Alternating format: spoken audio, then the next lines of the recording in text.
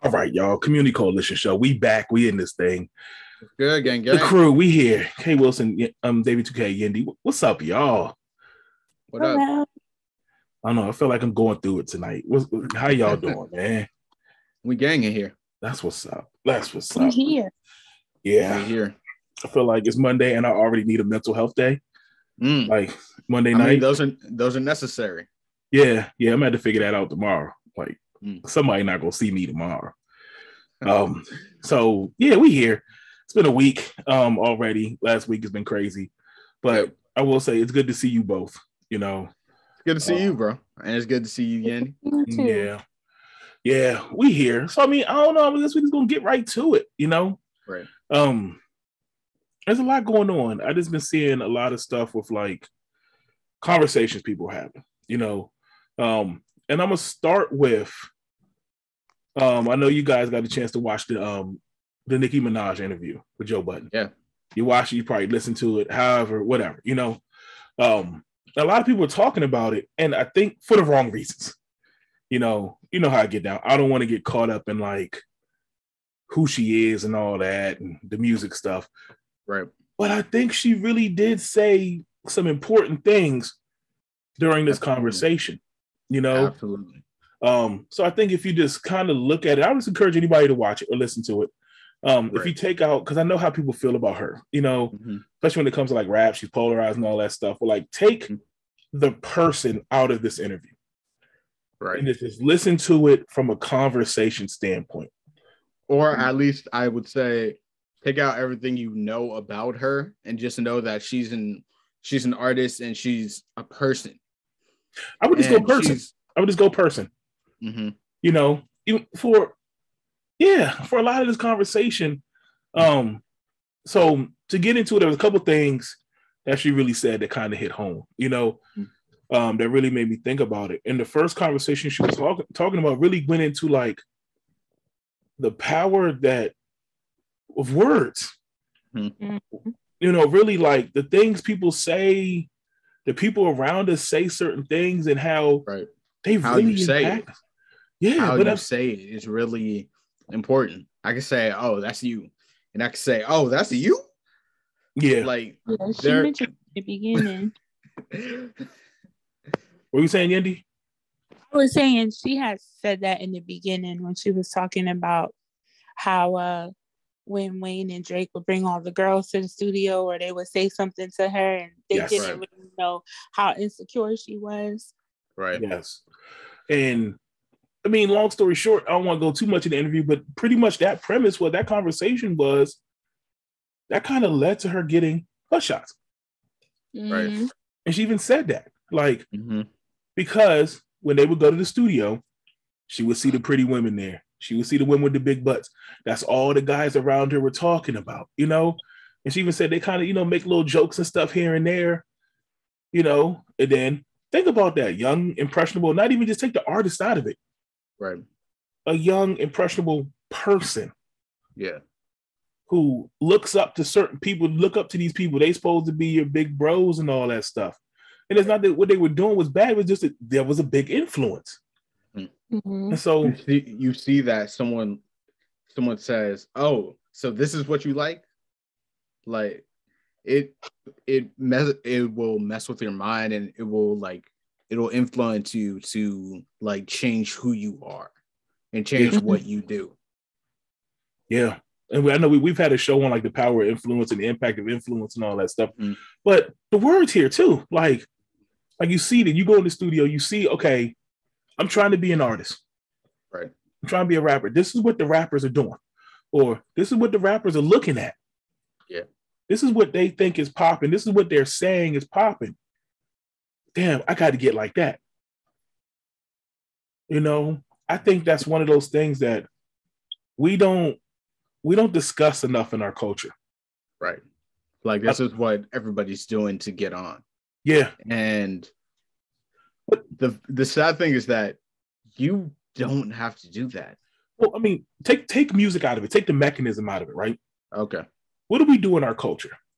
We present something and say, oh, that's cool. That's what everybody's doing. That's hot right now. That's the trend.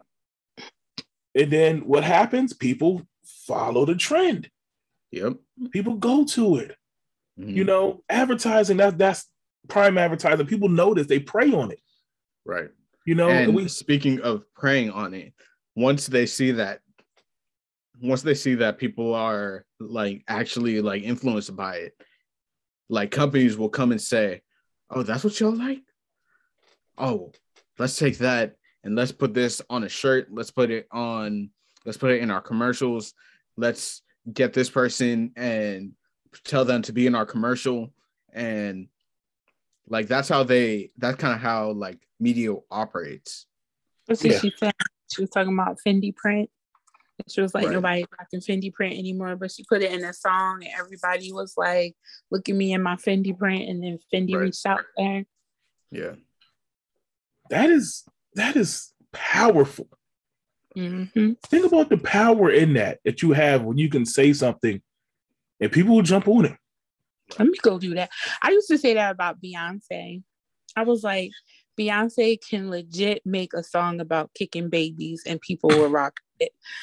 Not only will people rock it, people will do it. Right. They will go out and do it. 100%.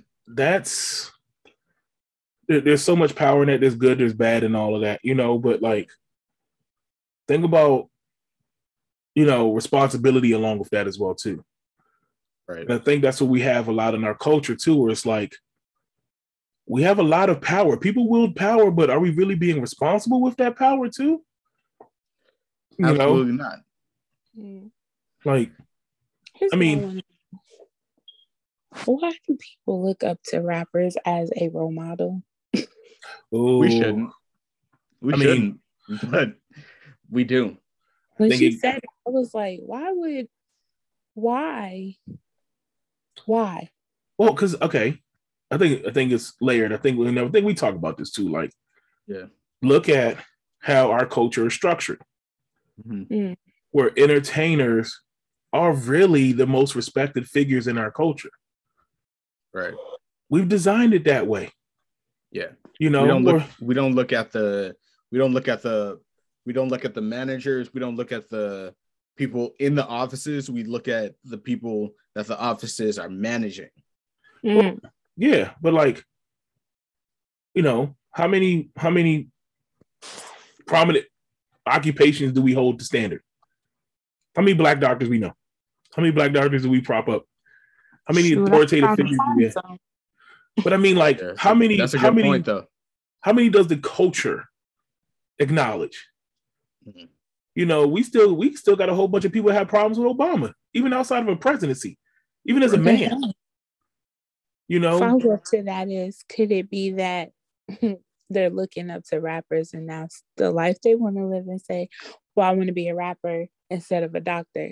Because what they see is what rappers rap about, but they don't actually know what is really going on behind closed doors. Like, they'll see rappers talk about getting money quick and all this, that, and the third, and they're like, I want that lifestyle. But little do they know that is not the life they live.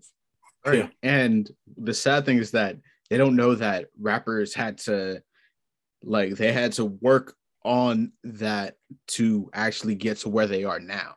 Like, yeah, you could say that you want to be a rapper, but first of all, can you rap? Do you have a good flow? Do you have a producer that can help you like get the beat? Do you have a place where you can get beats? Like, there's layers to this shit. Well, I mean, yeah, and that's why I would say, like, even outside of that, we hold them to high esteem. Right. Like, when you look on TV, who do you see? When you watch any type of media, who do you see? Who drives the culture? Right. You see Jay-Z, and see... Yeah, like, so of course, I think young people and personal people, because we've propped that up to be, hey, that's the dream.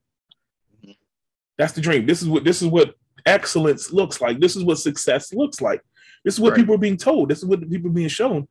So I think, of course, people naturally gravitate towards that. You know, we see Jay-Z and Beyonce, but we don't see the Jay-Z and Beyonce of like lawyers. We don't see the Jay-Z and Beyonce of CEOs. We don't see the Jay-Z and Beyonce of like just. I mean, I'm not saying that like I'm not trying to take away from Jay-Z or Beyonce. I'm trying to say that like there are Jay-Z and Beyonces of like real estate. Well, the pinnacles of their industry. That's what you don't see. I think it's what the black pinnacles of that particular industry. Right. You know, because it's not popular. Right. You know, we don't talk about it. And not only is it not popular, they don't want us to see it. Well, now we go into design. Yeah. Yeah. And that's why. So, I mean, I think, for those reasons, I think all those reasons, you know, but they're out there. Yeah. No one talks about the other black billionaires that are out there. There are other black billionaires. Right. You know, but you only hear about the rappers. Right. The entertainers that have attained their billions, you know. Right. But we don't talk about them. And I think that's black astronauts, black physicists. Right. Y'all don't know who made Jameson is. Oh my gosh, right. A lot of people didn't know who she was. Yeah, we went through all that. Like, from the first. Oh, sorry. Go ahead. No, go ahead. I was gonna say, I remember learning about that in middle school, and that has never left my mind. Like, she's been to space. Mm-hmm. That's the first black person in space. Yep. I didn't learn about her in school at all. My parents actually forced me to write a book report on her. So that's how I learned about her. But a lot of people didn't because they didn't talk about her in school. Like, people still to this day don't know about her. Right. And it's insane that people don't know about her. Yeah. Like, I literally remember reading about her and being like, wait, black people can go to space? Mm-hmm. Oh, and look at every industry now for that. Like, the head astrophysicist in their field is Neil deGrasse Tyson.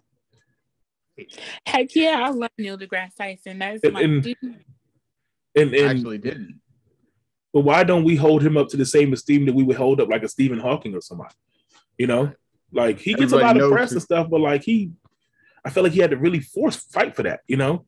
Right. Everybody knows who Stephen Hawking is. Does he get it in the black community or more so the white community? Good question. And honestly, this is just my opinion. I would say the white community. I'm pretty sure if you put his face up in a lot of black communities, put his face up with no name, would they know who he is? Right. You know, like, that's crazy. He's not black famous. Even the guy that he does the podcast with, I cannot think of his name, but he hosts Brain Games. It's now on Disney Plus. Oh, but yeah. His name, but it's the other black guy. They have a whole podcast together. Listen to it. I love it. Right, but exactly, that's what we're saying. Like, we should know his name. Like, he should be right there with Neil deGrasse Tyson. But I think because he's not at the level of Neil deGrasse Tyson. That's why I can't remember his name. But I get what you're saying. Yeah, through all of that, you know, academia isn't promoted. It isn't propped up. We don't celebrate a lot of these things, you know. So I think that goes back to here we are with the rappers, with the entertainers, and we're even having a conversation about discussion, Nicki Minaj, you know. And I don't think I don't think the conversation is bad, but this is what we're getting. No one. I'm searching, you know, you got to find conversations with prominent black people, you know, like, why doesn't anyone know about Neil's deGrasse Tyson podcast? Like, I didn't know about it. So here we are, you know. So I'm trying to extract. That's what I said. Like, the stuff she was saying, though, I got to give her credit, you know, because now to me, it's like, it's kind of rare that you get an entertainment and entertainer in that space. Right. Be candid about life stuff, you know, and to come off as trying to be genuine. Right. To just be open about anything and everything. Yeah. So, you know, that's why I said, take what she's saying. So that was the first thing I got. Like, right. Really, and let me say this as a non-Nicki fan. I actually really loved this conversation because it let her be able to not only just talk about certain topics, but it allowed her to process things and give it in a way that she can be happy with. And that really resonated with me. Okay. There's one thing that I just have to say that irks my soul about her. She never will give props to Kim, like never. But she talks about how we shouldn't hate on each other. Right. So give props to the person who truly inspires you. Because I do not believe it was Foxy. It definitely was Kim. Come on, sis. I mean, I feel like she kind of did, but like at the same time, she kind of didn't. Like, I see what you're saying too. Like, respect her. Respect her. Right. Please. Like she didn't exactly say that that Lil Kim influenced her. Right. Like, she's like, I've been doing pink hair. Girl, Kim was doing pink hair before you. Thank you. You know, I'm a Lil Kim fan. Period. Right. I am too. Back to the topic, though.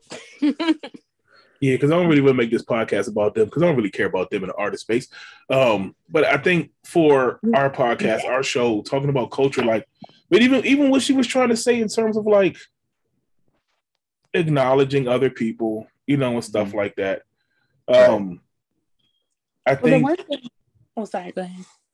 Okay. I was saying, I think if we did more of that as a culture, we would begin to see and showcase other people in these spaces, you know? So, yeah, okay, even if we don't do it 100%, she doesn't do it 100%. I think we need to start somewhere. Right. And the problem... And I want to say, I think Joe asked really good questions. He did. Oh my God, I love seeing Joe Buttons like this. Right. And the thing is, like, when you go to a radio station, people don't ask questions like that. People don't ask, like, so how's your mental health doing? Like, how's your home life? How are the people around you? Like, they don't ask you that. They ask you, oh, so what's coming next? Oh, are you fucking this person or fucking this person? Like, they don't ask you pretty much they don't ask you good questions. They ask you questions to, like, get you to, like, trail off.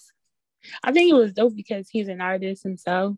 So he kind of, like, knew exactly what to ask. I will say one thing I did also like that she mentioned, where she talks about how that Black rappers, like the rap culture is vilified. Like they always look at rappers as the bad guy, but they'll embrace, like she was saying, like Bruce Willis. And she's like, you know, we can't help where we came from and what we had to do to survive where we needed to survive. But I like how she did mention a lot how, you know, why can't Black artists be held on the same level as white artists? Right. Because that's true. Yeah. Like especially with influence, like she said that how she was wearing different wigs and she had different colored hair, and like then Billie Eilish came in with different colored hair, and everybody like grabbed onto her, but they wouldn't grab onto what Nicki was doing. I think that was a very like interesting. It was interesting the way she explained it. Mm-hmm. Yeah. Well, we know that. Yeah. But I think going back to like the vilification of rappers and stuff, yeah, because it's another measure to keep them at bay. Right. Like you can control that. Right. You know? So again, like I can justify not doing XYZ if you have a track record. If you in trouble, if you do that, if you have a negative image, I can control you as an industry. Mm-hmm. You know, I can prevent you from reaching certain levels, real levels. Right. And you know, I think at that point, I like what came into my mind was that all they want to do is punch it down. Like you're starting to get some press. Okay. No, you're not allowed to do that. And you know what? Not only are you not allowed to do that, I'm going to put this person that's all the way down here up past where you are, And I'm going, even though you're doing exactly, not only are you doing exactly what they're doing, we're going to do everything that you're doing with her. You know, it reminds me of this TikTok, what you just said. And listening to what Nikki said about the hair, it reminds me of this TikTok video where the girl was talking about dreads. Mm-hmm. And she was saying, it was a white girl basically educating white people on what the issue Black people have when white people wear dreadlocks. And she's like, the fight that Black people have to fight to even wear their natural hair. But yet when white people wear dreads, they are celebrated like, oh, right. You're trying something different. You're trendy. Mm-hmm. Well, I mean, outside that point, take a look at, I mean, through all of the success we think entertainers have, they're still bound in a system and a culture that's not run by Black people.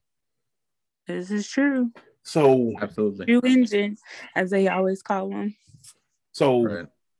these to me, they're measures, they're tools to keep them, like I said, keep them down. So if I, you know, I think that's keep them down, but like punch down. And Joe did mention that too when he was saying to Nikki's fans, like, it's not you who is not making her album sales high. It's not you who's stopping her from winning these awards. Right. Yeah. So I mean, like, this is what happens with Black culture. Yeah. They take our ideas, they take the good things about our culture, they extract them, and then they place them over there where they market and they advertise it. Like I said, the hair thing. Right. So we see what you're doing. We're going to take that part of the culture. You can keep everything else over there, though. But we can put that over here. You know? Here goes the patent on Blackness conversations. That goes back to it. Exactly. Because, like I said, if they can control it, they can control what comes and what goes. Right. You know? So, like I said, I think it's advantageous to them to keep us as villains. Right. Mm-hmm. Because again, I want what you have. Like, I want what you do. I don't want you. Right. And I think that's what a lot of this is too. Like, you know, we just want your skill set. Right. Shut up and dribble. Mm-hmm. We just want you, go rap.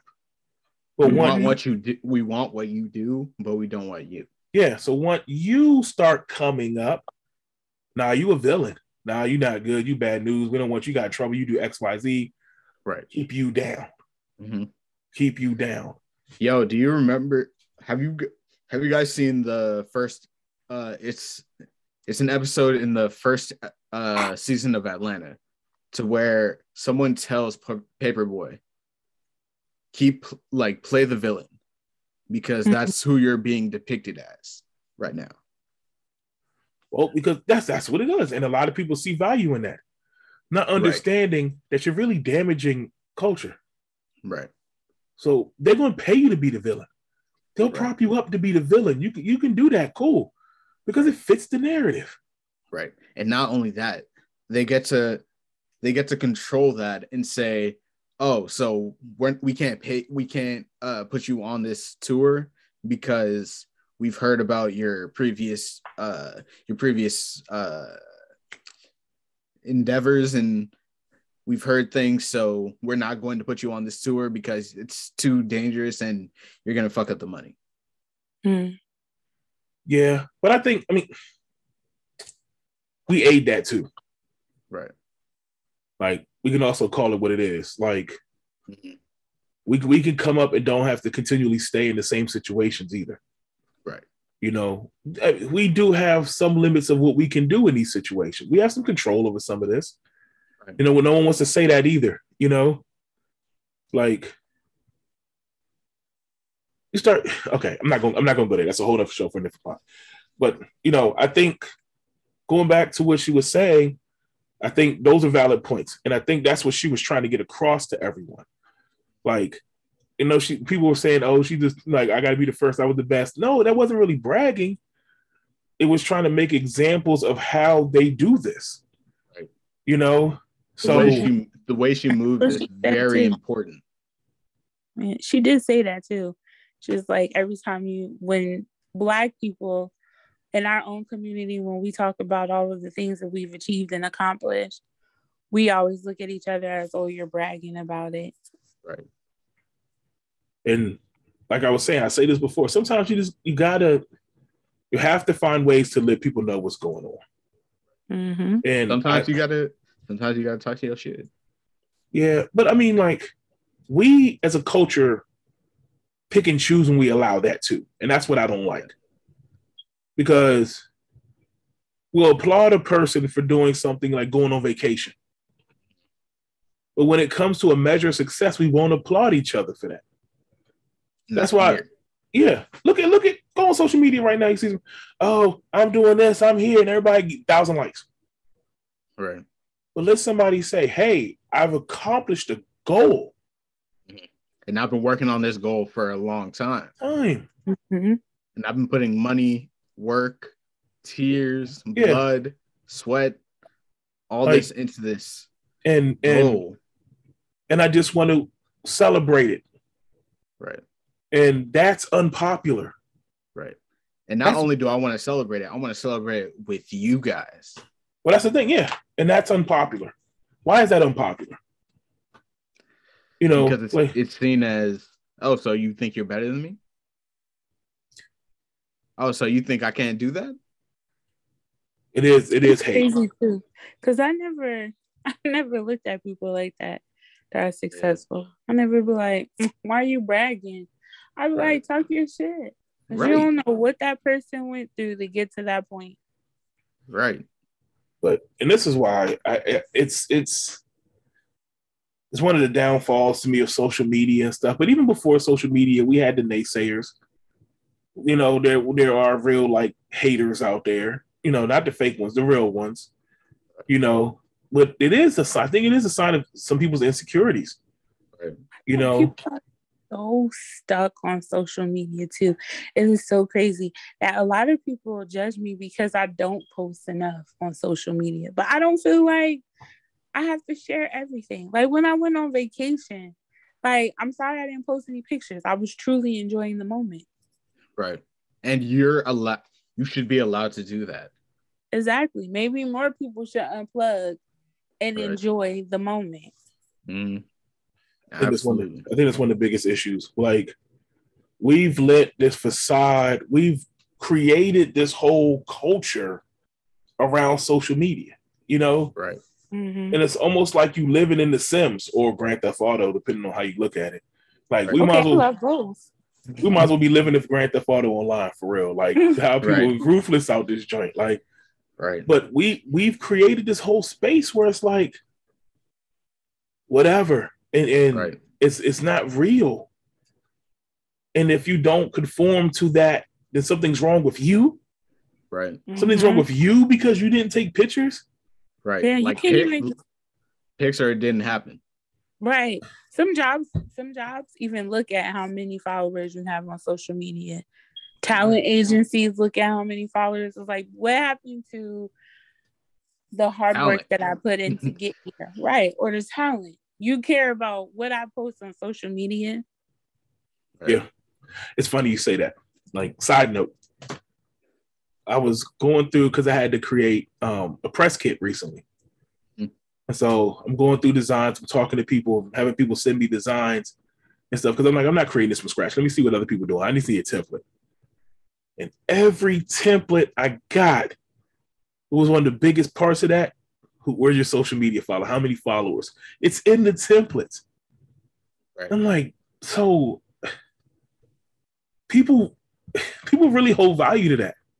Mm-hmm. Yeah. And like, it's sad.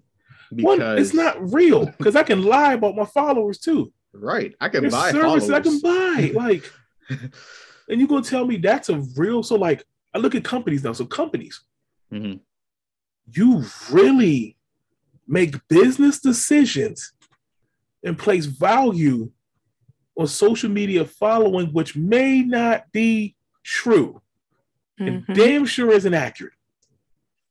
But think about how that is. There's money exchanged. There's business being done on that fact, on that stat. Right. Industry is driven on that stat. that probably isn't real, and we all know it isn't real. Right. That's scary to me. It's so wild that now you can't even trust reviews no more. No. Because, you know, people be sending stuff to influencers and say, okay, well, you got to say all of this stuff about our product. And you're like, this hair is trash. But y'all say this stuff is good. You can't even trust reviews anymore. Right. Yeah, you can't. We all get those now. Let's just keep it 1,000. Somebody, your friend selling something, somebody doing something. What they say? Oh, please write a review for me. Please put a review out for me. Like, we manufacture that too. So we really have a whole culture based on these things that aren't real. That is mind-boggling to me. So when do we value reality? When do we value being genuine? Reality isn't real anymore. Being genuine isn't genuine anymore. Yeah. Mm-mm. We're in the Matrix. We're really living in Grand Theft Auto online. Right. I'm convinced. Like, I might as well, just we have scammers, we have people stealing out here, we have people just living off other people. Mm-hmm. It's a whole simulation.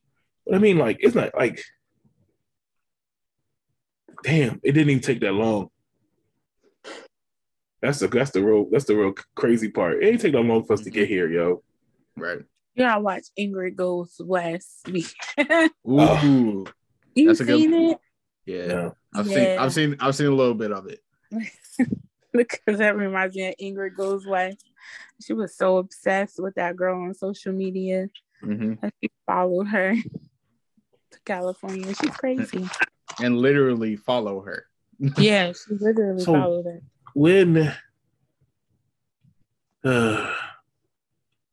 So when do we live life? It's crazy because we went from being literal stalkers to just being internet stalkers. We're voluntarily. When do we live life? Ain't no living life. And we got to be in the metaverse. I want to go to the metaverse. I'm not sure if I want to yet. I don't know. I seen some. It's like a few. It's like this Black group. They are a bunch of entrepreneurs in there trying to start some stuff. Real estate agent. It's gonna be like Clubhouse. Clubhouse Junior, yo, I can't. Oh my goodness. They went to they're all from DC, and they went to like this bar that plays go-go music, and they was really in the metaverse rocking. And I'm just like, yo, this is where we are now. Like something like that. Yeah. And I think there's a place for that for people. If we understand that, okay, that's just a game. Right. It is escapism. Like, I think there's value in that, but I think the problem is when people really, that's their life. Y'all know that Netflix show? Oh my God, what is it called? Black Mirror.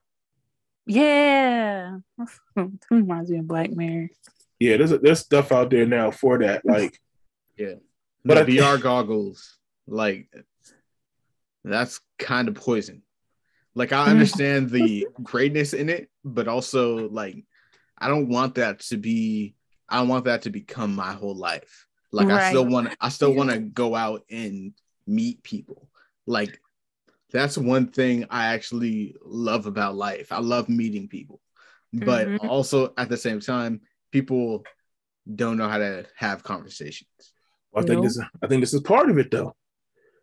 The more and more we disconnect from each other, the harder it is to build relationships, to interact, like, because we're not used to being around each other anymore. Well, you know, we've been on punishment. Been on lockdown. Yeah.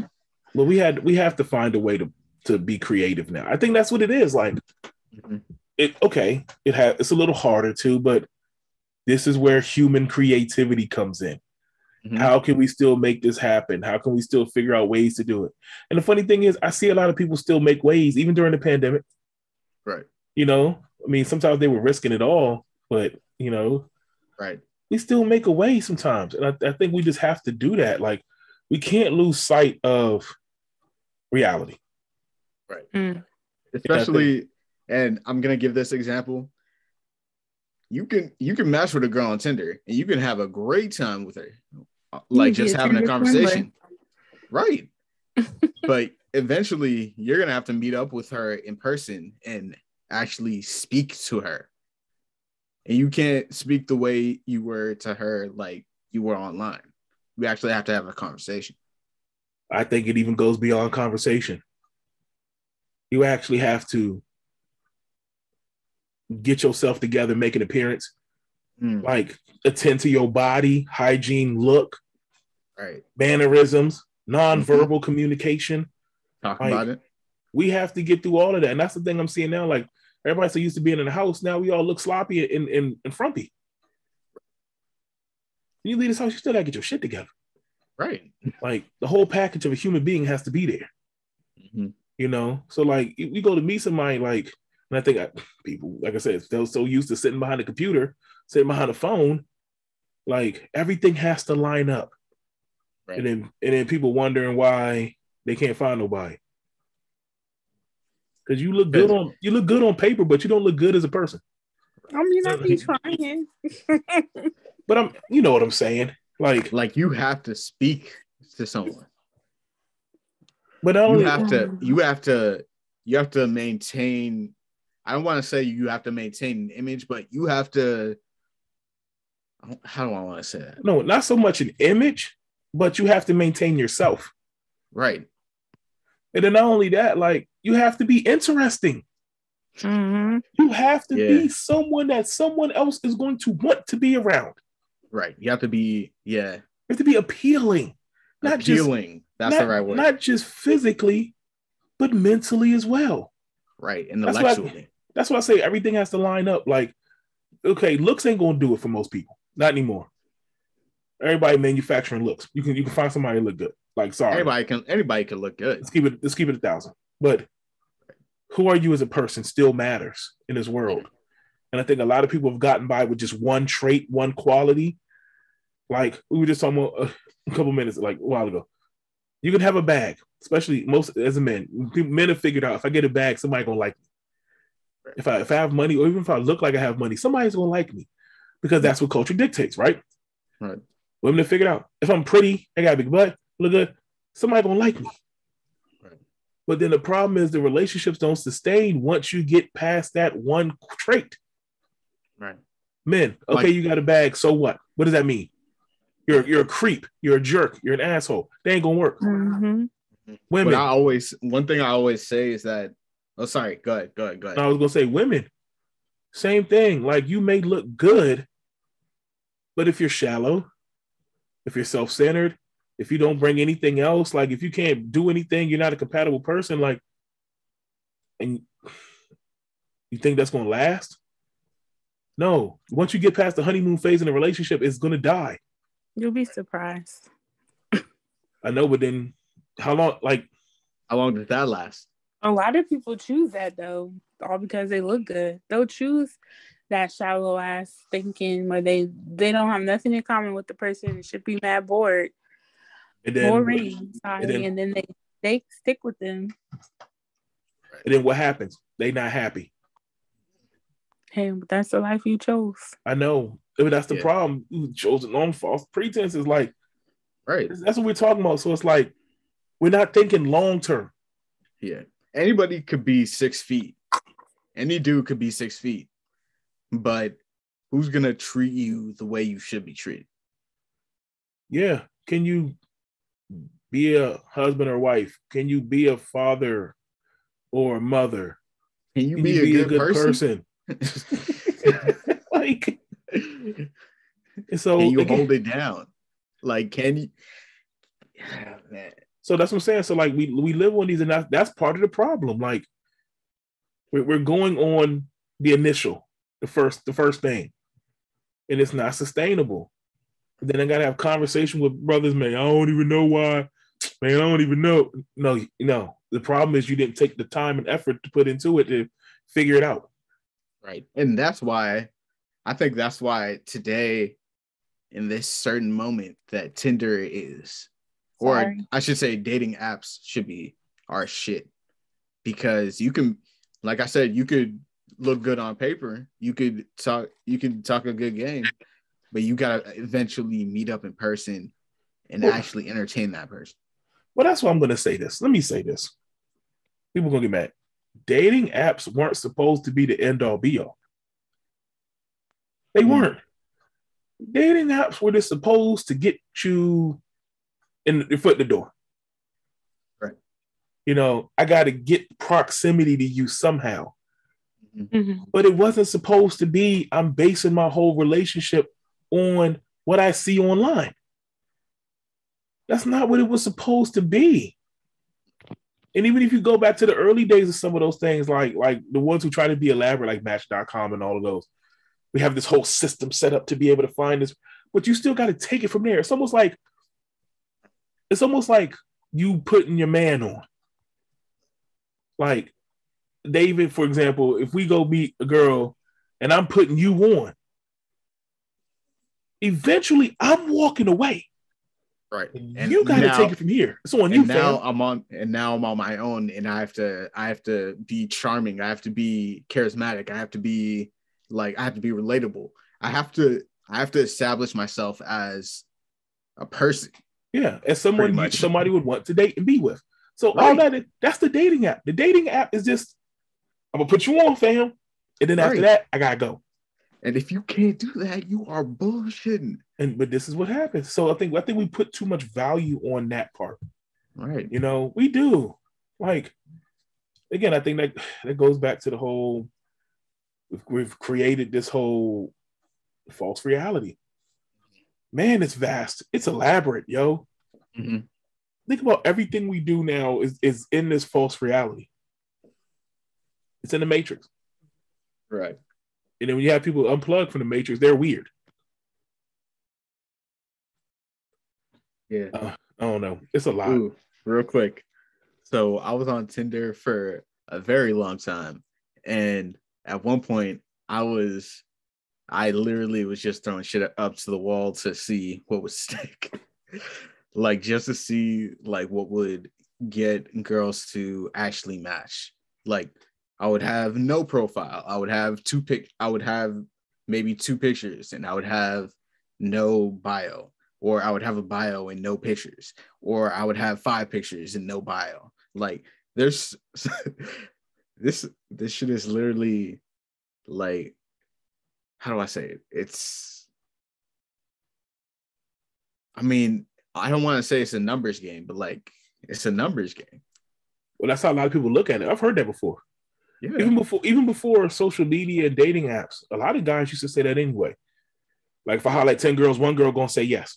That's a numbers game. Somebody just said that to me today.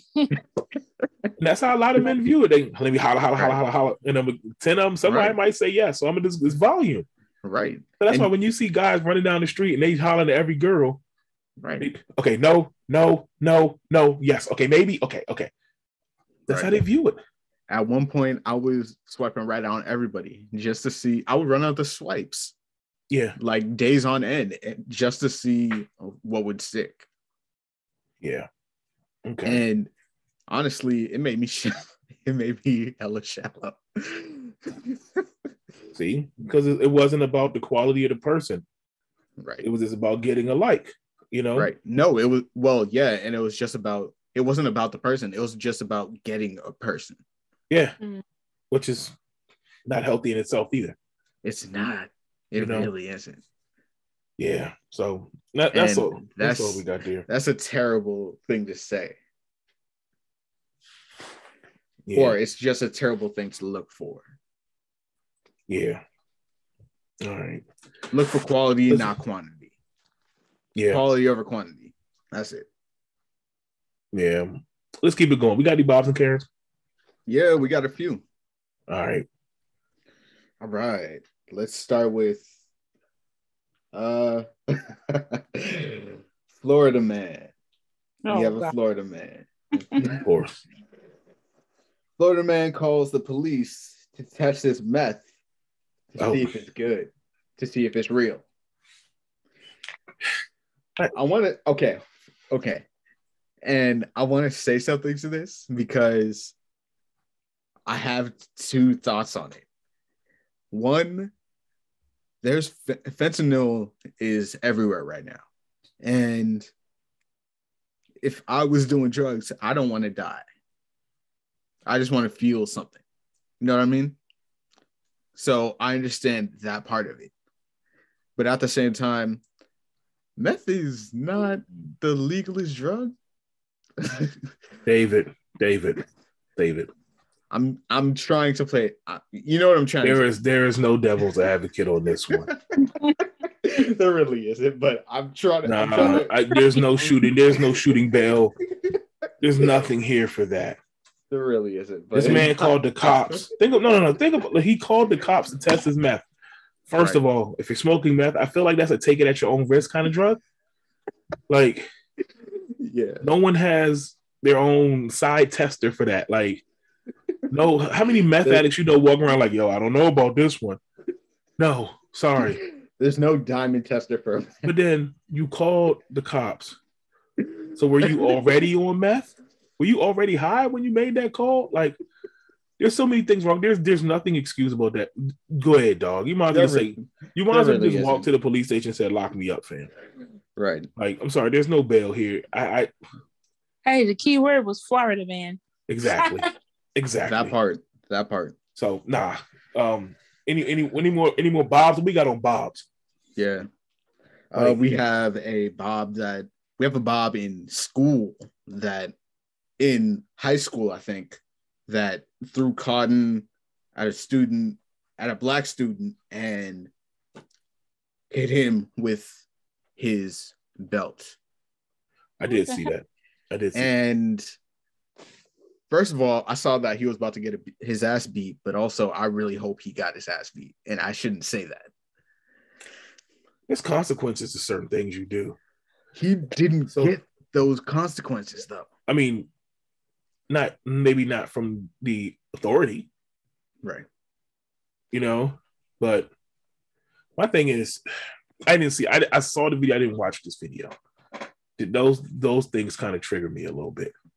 So, you know what? We know there's people out there that still do this. Yeah. It didn't surprise me. Does it piss you off? Yeah. But I guess let me use my platform responsibly and say he should have got his ass whipped. How about that? Nah. Ain't no responsible platforming. Nah. I'm sorry. And I'll say it. If that happened to one of my kids and my kids beat him down, yep, I'm going to bat for my child. Not only that, I'm gonna justify what my child did. That's what I'm saying. I'm gonna talk but no, I'm going to bat for my child on that one. That shouldn't be allowed. That shouldn't be allowed. Sorry. Bring it to me. Yeah. I'm charging. I'm doing the hate crime. That's what I'm saying. Crime. Yeah, that's what I'm saying. Like, I'm going to bat for my child on that one. Mm-hmm. And any other child that's a victim to that. Nah, they ain't flying. There's no. First of all, think about that. That is premeditated in a motherfucker. Absolutely. That's not something you just randomly do. That's not a fight. That's not like we just squared up real quick. That is, I had to literally think and plan this out. Right. Which means that's rooted somewhere. Like, nah, sorry. You deserve to get smacked up on that one. At the very least. At the very least. Yeah. Let's talk about the filmmaking Karen that downplayed the Williams sisters' experience. Oh, yeah. Of course. What'd she say? I don't have the actual. I should have gotten the actual quote, but I don't have it. But she had this quote that literally downplayed everything that the Williams sisters have done. Like, she said that they don't have to play against men, or they don't have to go up against men, and like she does, and which I don't really understand why she said that, because she's strong. She's doing anything she can to try to find any type of excuse. Right, to downplay. That's hate. That's hate. That's all. That's hate. But the audacity, like, but I would have walked up there and Like I would have pulled the Kanye. Like, hey, I know you won this, but everything you're saying right now, that's bullshit. Because you don't know. Well, that's not what Kanye did, but like at the same time, like I gotta grab the mic and I gotta be like, hey, everything you're saying right now is bullshit, and you're not living my life. The thing is, we know it's bullshit, right? Right. But this is what they do. Mm-hmm. And this goes back to what we were saying earlier about like trying to make us the villain, right? Mm-hmm. I'm gonna downplay you to keep you there. Right. So if it doesn't look like your accomplishments were that great, I can brush you off to the side. You know, first of all, that lady's not qualified to speak on anything they did. You're a film director. They played tennis. Shut the hell up. That's the first thing to say. You're not qualified. So who cares what she thinks? You know, we know what they do, but that's why, again, I'm not looking for validation from her. Right. And you know what the sad thing is? She won, and then she wanted to punch down. Well, it was a white woman that won the award, right? Yeah. Yeah, we know why.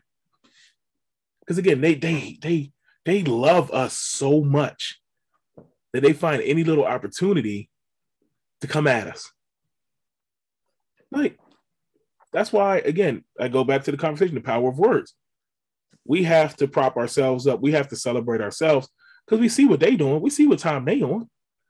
Mm-hmm. Any advantage they gonna use it to try to swing to come at us. A film director is talking about what tennis professionals did. Yeah, shut up. Shut up. You don't know what you're talking about. Right. So, yeah. Get them out of here. All right. One more. You're out of here. Fuck out of here. Honestly. But last one. Minority leader and Senate Republicans block extension of free lunch waivers in Kentucky. Of course, because it's Kentucky. Yeah. And the funny thing is, Kentucky. I don't have time right now. I would love to pull up the data on who's actually on free lunch in Kentucky. I would actually love to see. I would put money that is probably more white students on free lunch. Right. Just like people don't know, especially in Midwest states, a lot more white people on welfare than black people. Right. We pull that data up, but it's perception here. Right. And also, too, they don't care about their own. Right. All they care about is the money. My thing is, why would you you're literally taking food out of people's mouths. Because they don't care. We think they care? They don't give a shit. They don't give a fuck. They're going to pull that money and use it for something else that they want to. They do not care. They don't care. We operate on the premise that politicians and people care about the people below them. They don't. And the sad thing is, they're not going to take that money and do it and put it somewhere else. They're going to take that money and put it in their own pockets. Well, they're going to find a way. It's going to find a way to get to their pockets, right? Right. Through some program, some initiative that they probably funded and they got special interest in and all this stuff. Eventually it gets there. Mm-hmm. But this is part of what they do. Right. And that's why I say, like, oh, man, I wish I don't have time. But I would love to pull up the numbers for how many white students are on free lunch in Kentucky. Yeah. And I would put money, like I said, everyone's up in arms about, oh, it's the black kids. I don't think so. But that just goes to show that they don't care about anything else other than money. At the end of the day, they don't. They'll do their own dirty to get that dollar. Right. Or they'll do their own dirty just so that the minority can't do anything about it. That too. Yeah. I mean, any way they gonna do it, any way they have to do it, they feel like they gotta do it, they gonna get their money. Right. They gonna, yeah. So that's crazy. When I first saw that, people up in arms were like, it's Kentucky. What do we expect? Yeah. Like Kentucky to me is almost as bad as Florida. Mm-hmm. And then you get down into Texas too. Like, yeah. So yeah, it's nasty. They nasty, man. It ain't right. It ain't right. So I think that's all we got. We got any black businesses? What you got? The black business of the day is visionary events. The Instagram page is, hold on, I don't want to spell it wrong. Vision, vision, VISIONARI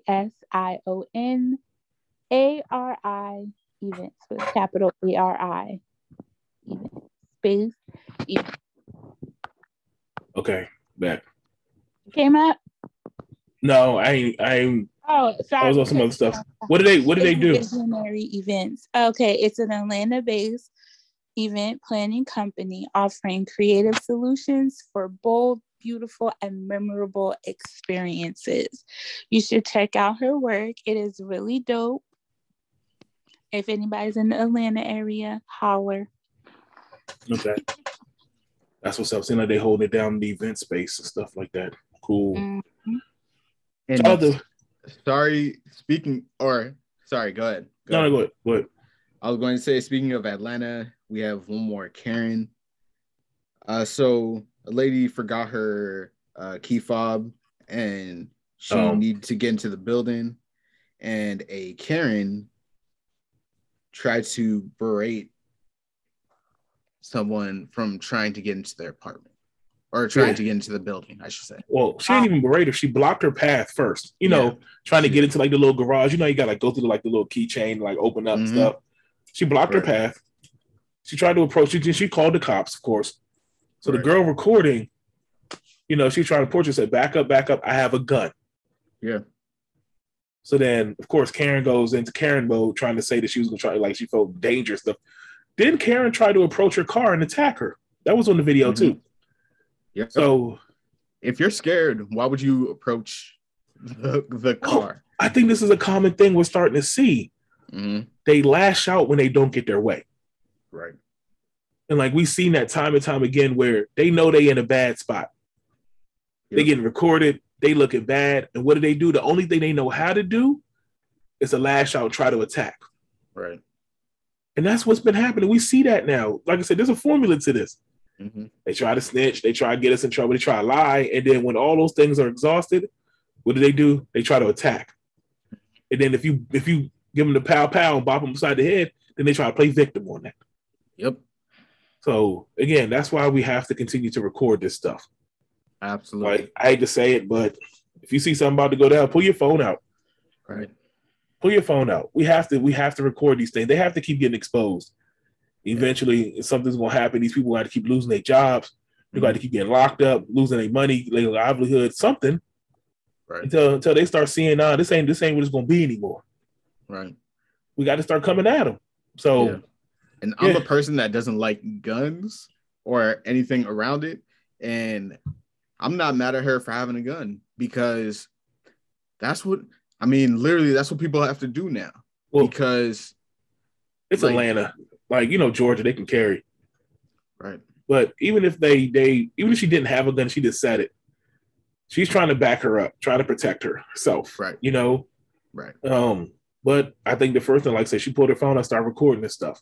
Because I feel like people don't believe you unless you have to show them, which is how crazy it really is out here. Right. So, I think how you feel about guns there, I think it's really just about like the evidence, the proof. Right. Yeah.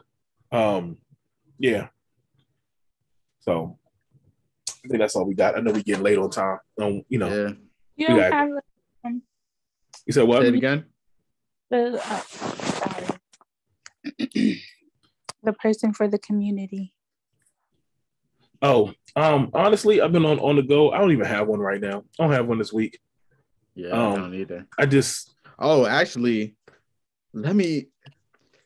so my cousin, my cousin, he has a company called Comba Entertainment or International. He says apparel.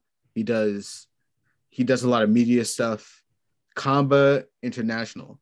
That's their Instagram. Please check them out. They have shirts. They have apparel. Please check them out. They have really good stuff. Comba International. Okay. They're on Instagram. All right. Shouts to Joshua. All right. It's a little bro right there. So let's go ahead and wrap this thing up. It's getting late. Y'all know what it is. Y'all know we brought to you by the Black Squirrel Media Network. I ain't got too much on that tonight. Just check us out, blacksquirrelmedia.com. Check out everything that's going on there. Y'all know what time it is. And until then, we're going to be rocking until next week. Be safe out there. Protect yourself. And enjoy reality. I think that's the one thing we're going to get across here. Absolutely. Get out, go get some sunlight. Go get some water. Go interact. Right. But go get some food. Go enjoy reality. Unplug. Put the damn phone down or something down for a second. Do that. The weather's starting to break a little bit, so most people you can probably be able to get outside, even if it's for a couple minutes. Just do that, y'all. And until next week, we out. Peace.